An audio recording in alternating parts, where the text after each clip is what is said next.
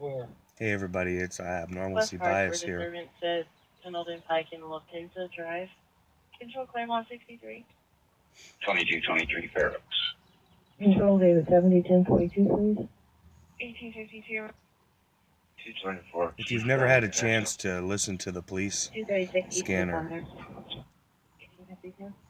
you should really do so. Control 221, we're 23 at Eskenazi. We're going to be in room 904, shower room. You can learn a lot about what the beat is like for the police officers in your area. And wow, I can't even believe the things that people call the police for. I mean, suspicious person shouldn't even be dispatched, in my opinion, unless somebody's actually committing a crime at the time and somebody's willing to make a complaint non-anonymous, then there's really no reason for the police to come out. But they come out all the time, and they come out for the good reasons too. Man down, people fall out, DOAs, unfortunately, overdoses, unconscious people behind vehicles, trouble with a person. I mean, businesses have to, it's a primary responsibility for the police is to protect businesses. I mean, they are essentially policy, P-O-L-I, policy, enforcers, right? I mean, they're enforcers of the policy. So, you need them to do that for the C. So yeah, so 243, 212, it's a terrible job. It's a terrible job. Mom's here if you want to bring her back. Your whole day is basically seeing the worst days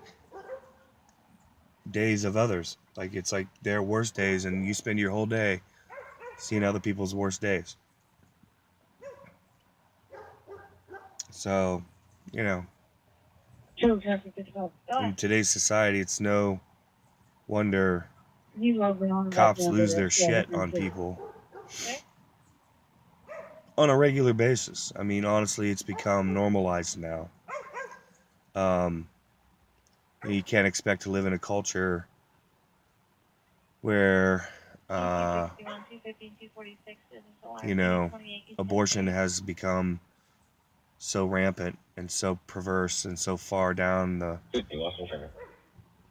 trail of decency that it's just the devaluation of life spills out of the soul into the life of the person, right? I mean, that's just how it works, right? Like, you can keep it compartmentalized only so long, and then, anger and rage pops out, or sadness and loneliness sets in, or self-harm and destruction starts to just add spice to the life, I guess. But anyways, back to, the police. They live the lives, they're people, right? I mean, technically, they don't really ever get to take off the uniform. I mean, they take their cars home now, which is basically a uniform in the driveway, so there's an expectation that they're at the ready and can be called on to duty in an emergency situation. So they're caught up in a situation that's hyper vigilant. It's a terribly stressful, repeated stressfulness. Hypervigilance is just a thing that, man, it's toxic, like. So they convince themselves that they have duty to the public, or that they have some high moral calling, or you know, they kind of expect, or there's an expectation within the society that they be vaunted, put up high, you know, and seen as a structural backbone of the society. And the fact of the matter is the human being, the man and the woman on the land, is the backbone of humanity. So you're that first before you're a taxpayer, a cop, a perpetrator, a lawyer, a doctor, who knows, whatever you think you are. It's just a title and a label and certificates that you've been able to accumulate. And that's good. Those are good accomplishments, but that's not you. And very often it's the opposite of you. Many people get caught in living an opposite life from who they are for money.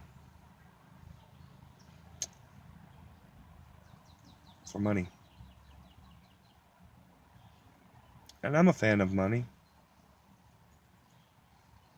But, you know, I don't have every album. You know what I mean? Like, I don't love money. And it's made it hard because I feel like it's like kind of the one thing you're allowed to be addicted to in America. Sugar and money, basically. You know?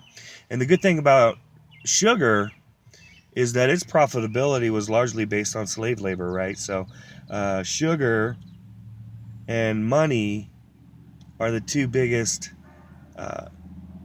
selling points. They're the two biggest commodity or addictions that you're allowed to still have in America, right? I mean, you know, nobody looks at the big, heavy-set person, the very obese person who's struggling to breathe, walking around. Nobody looks at that person and says, "Oh, drug addict." No. It might feel pity or sympathy for that person, but unfortunately, they're not looked at as somebody with a serious, you know, drug addiction. So, you know, when they were trying to figure out the schedule for the drug schedule, they were putting caffeine and sugar in the mix with all the drug schedules. They were going to make it like on par with cannabis. And so they didn't, because it's those are American. They feed into the American